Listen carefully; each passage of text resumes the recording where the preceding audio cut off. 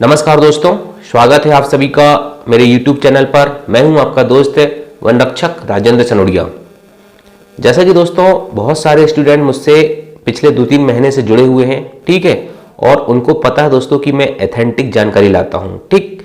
तो दोस्तों MP forest guard की भर्ती आ गई, ठीक। आपने देख लिया 1772 पद आ गए वन रक्षक के, 140 पद आ गए क्षेत्र रक्षक के, ठीक है। आपके पास एजुकेशनल क्वालिफिकेशन भी है, सब कुछ देख लिया दोस्तों, और आपने मन बना लिया कि अब हमें MP फॉरेस्ट गार्ड का फॉर्म भरना है, ठीक है, और MP फॉरेस्ट गार्ड या वन रक्षक बनना है।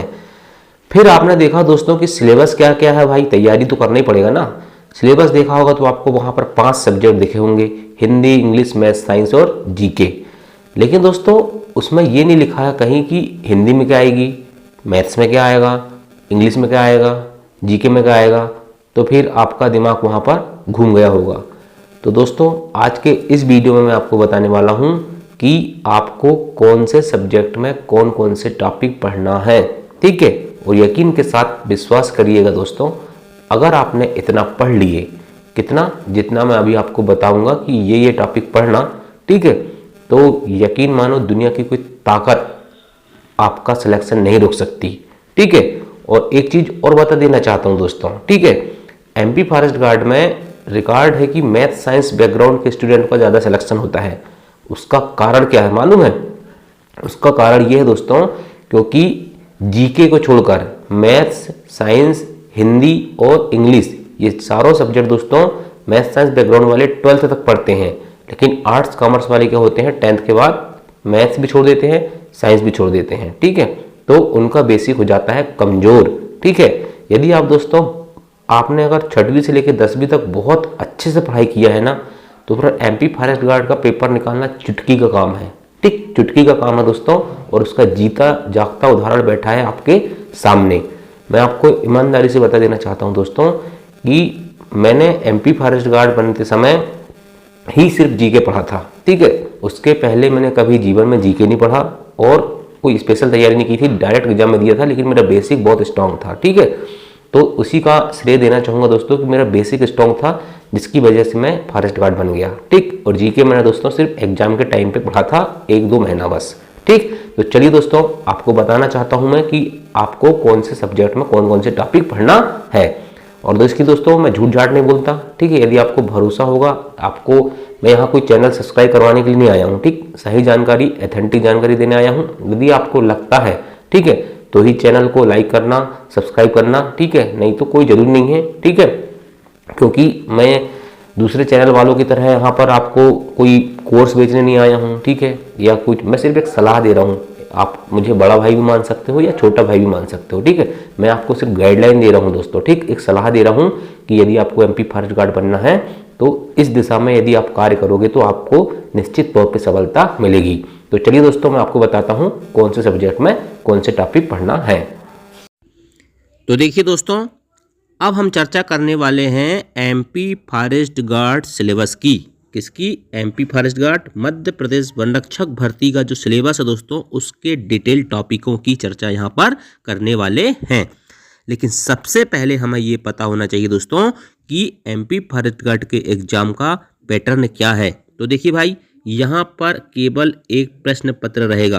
कितने प्रश्न पत्र रहेंगे? केवल एक पेपर आएगा। कितना पेपर? एक पेपर। कुल अंक 100, ठीक। कुल अंक कितने रहेंगे? 100। और 5 सब्जेक्ट रहेंगे, ठीक है। एक सब्जेक्ट से दोस्तों 20 नंबर के क्वेश्चन आएंगे, ठीक है। कितने नंबर के? 20 नंबर के 20 क्वेश्चन आएंगे।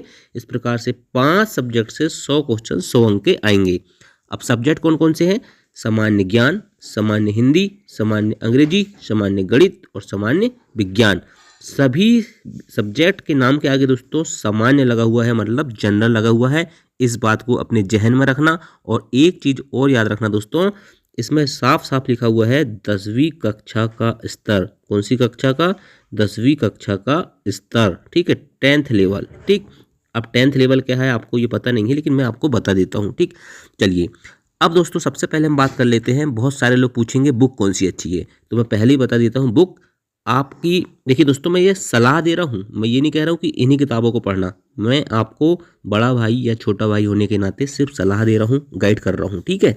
आपको जिस किताब से पढ़ना है आप उस किताब को पढ़ सकते हैं। लेकिन दोस्तों अगर आप मुझसे पूछेंगे तो मैं आपको ये किताबें बताऊंगा। मैथ्स के लिए RS अग्रवाल नवीन अंकगणित पर्याप्त है। हिंदी के लिए लुसेंट, ठीक है। इंग्लिश के लिए भी लुसेंट, ठीक है। साइंस के लिए दोस्तों NCERT 6 to 10। और मेरे पास दोस्तों साइंस के लिए अगर कोई बोले कि मुझे आज MP फॉरेस्ट गार्ड की तैयारी करना है और कोई बोले कि साइंस के लिए आप कौन सी किताब पढ़ोगे दोस्तों, तो मैं तो NCERT 6 to 10 ही पढ़ूंगा। इसका कोई दूसरा ऑप्शन मेरे पास नहीं है। जीके के लिए दोस्तों मुकेश माहेश्वरी, ठीक है, या परीक्षा धाम, पुणेकार, महावीर, TMH, मैंने सारे पब्लिकेशन पढ़ चुका हूँ, ठीक है। लेकिन आपको दोस्तों मैं मुकेश माहेश्वरी की सलाह देता हूँ, ठीक है। लेकिन आपके पास यदि MP GK का कोई भी पब्लिकेशन है तो आप उसी को पढ़ना, ठीक। लेकिन ऑब्जेक्टिव ज़्यादा से ज़्यादा लगाना दूसरे सोर्सेज से, और साथ में CA मतलब करंट अफेयर्स पिछले 3-4 साल का जितना पढ़ सकते हो उतना पढ़ लेना। जीके क्या होता है दोस्तों, जीके सीमित नहीं है, जीके का क्या है, भंडार होता है, ठीक। चलिए अब बताता हूँ दोस्तों मैं टॉपिक। मैथ्स के लिए दोस्तों मैंने पहले वीडियो बनाया था, ठीक है। जो बंदा मुझसे पहले से जुड़ा है, ठीक है, जो स्टूडेंट मुझसे पहले से जुड़ा है उनको पता है, ठीक है, मैंने सब बताया हूँ।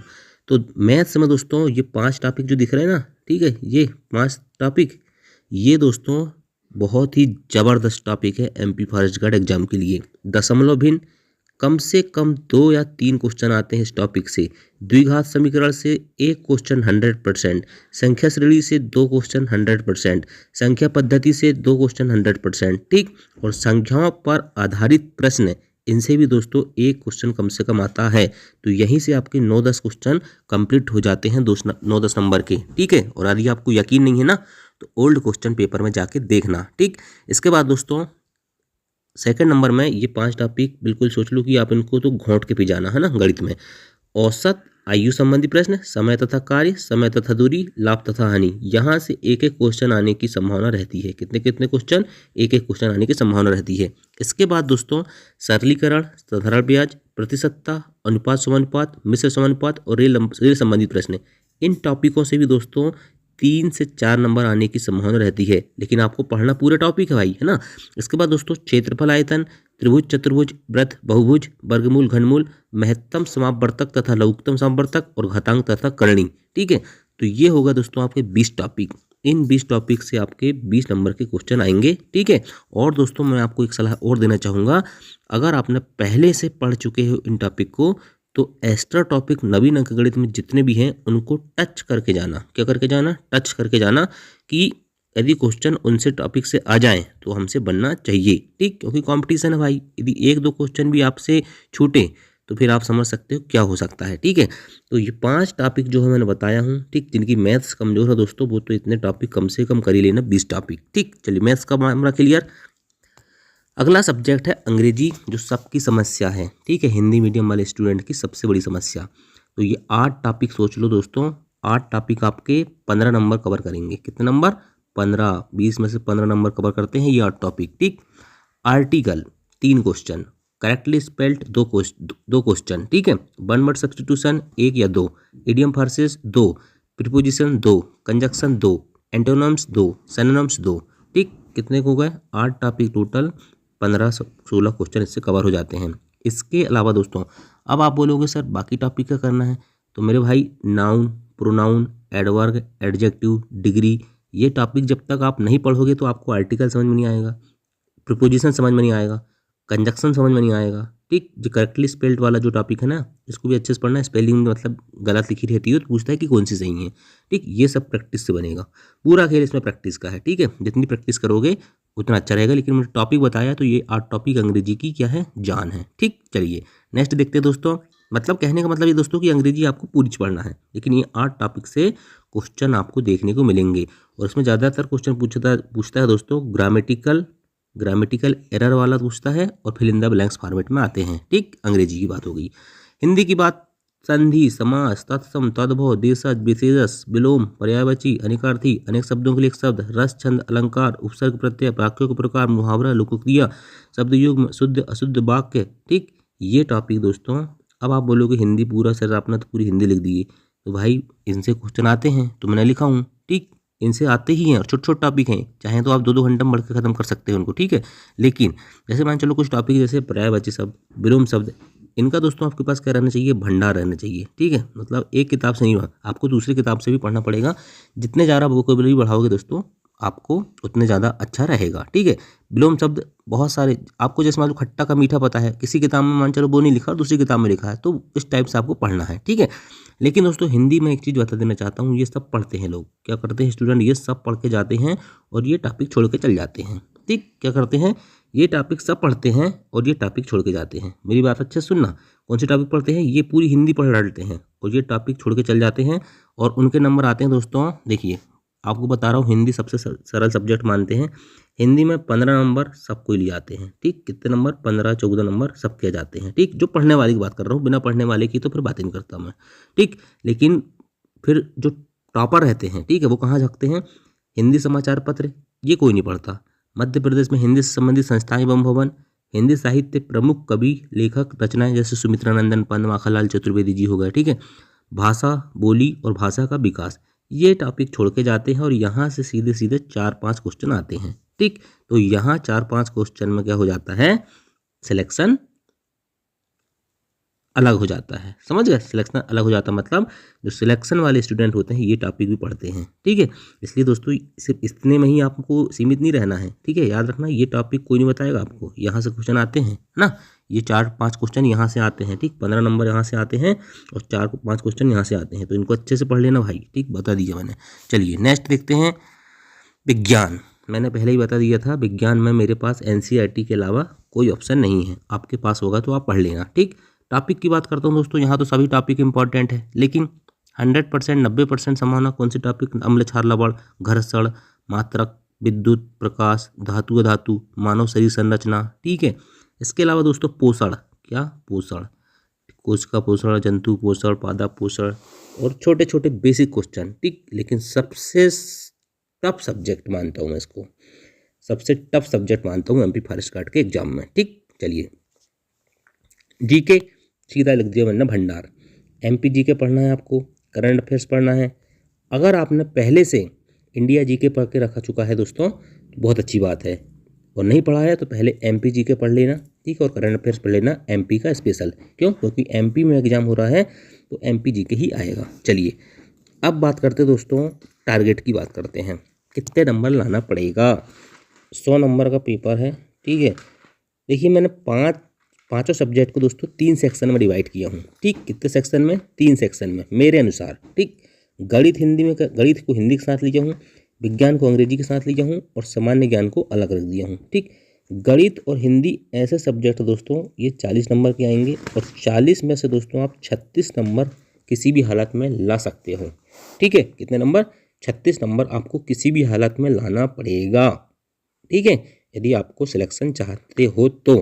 ठीक है, और विज्ञान और अंग्रेजी की बात करते दोस्तों। ठीक है, तो आपको दोस्तों यहाँ 40 में से 34 नंबर लाना पड़ेगा, मतलब आप 6 नंबर गलत कर सकते हो बस। ठीक, 36 यहाँ से, 34 यहाँ से।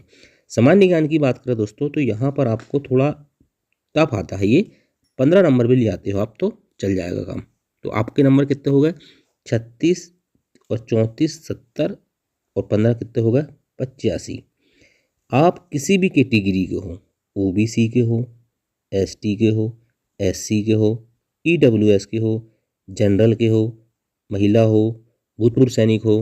ठीक है, भूतपूर्व सैनिक की बात मैं नहीं करूँगा यहाँ पर, लेकिन बाकी सभी कैटेगरी की बात करूँगा। ठीक, जनरल, OBC, ST, SC और गर्ल और EWS। अगर किसी भी कैटेगरी को हो, अगर आप 85 का टारगेट लेके चलोगे, ठीक है, तो आपका कुछ नुकसान हो जाएगा का सबसे बड़ा सवाल ये है। मेरे हिसाब से तो नुकसान नहीं होगा दोस्तों। अगर आप 85 का टारगेट लेके चलोगे तो आप कम से कम 80 के ऊपर तो पहुंचोगे, तो आप 85 प्लस की टारगेट की तैयारी करके चलो, और जनरल वाले 90 प्लस की टारगेट की तैयारी लेके चलो। ठीक है, मैं ये नहीं कह रहा हूँ दोस्तों कि इतने नंबर में सिलेक्शन होगा, लेकिन टारगेट की बात कर रहा हूँ कि आपको 36 हिंदी गणित में लाना है, आराम से आते हैं इसमें। विज्ञान अंग्रेजी में 34 नंबर लाना है और सामान्य ज्ञान और MP जीके में 15 नंबर लाना है। ये इस प्रकार की चीज़ आप सोच लो दोस्तों कि मुझे इतने नंबर कम से कम इन सब्जेक्टों में लाना ही है और 85 प्लस जाना है। ठीक है, 85 प्लस जाना है, उसी स्तर से अपनी तैयारी करो। और एक चीज़ और, MP फॉरेस्ट गार्ड का नोटिफिकेशन आया है आज। ठीक है, तो जोश अभी 2-4 दिन अच्छा रहेगा आपके अंदर, फिर इसके बाद आप धीरे धीरे क्या होने लगोगे, नॉर्मल होने लगोगे, पढ़ाई के प्रति लापरवाह होने लगोगे। ठीक है, तो ऐसी गलती मत करना। 11 मई याद रखना ये डेट, 11 मई तक दोस्तों आपका जोश बरकरार रहना चाहिए। तो दोस्तों आशा करता हूँ आपको ये सिलेबस ठीक है पसंद आया होगा। ठीक, यदि पसंद आया दोस्तों तो वीडियो को लाइक जरूर करना। ठीक है, और चैनल बनाया होगा तो चैनल को सब्सक्राइब कर लेना। ठीक, थैंक यू, जय हिंद, जय भारत।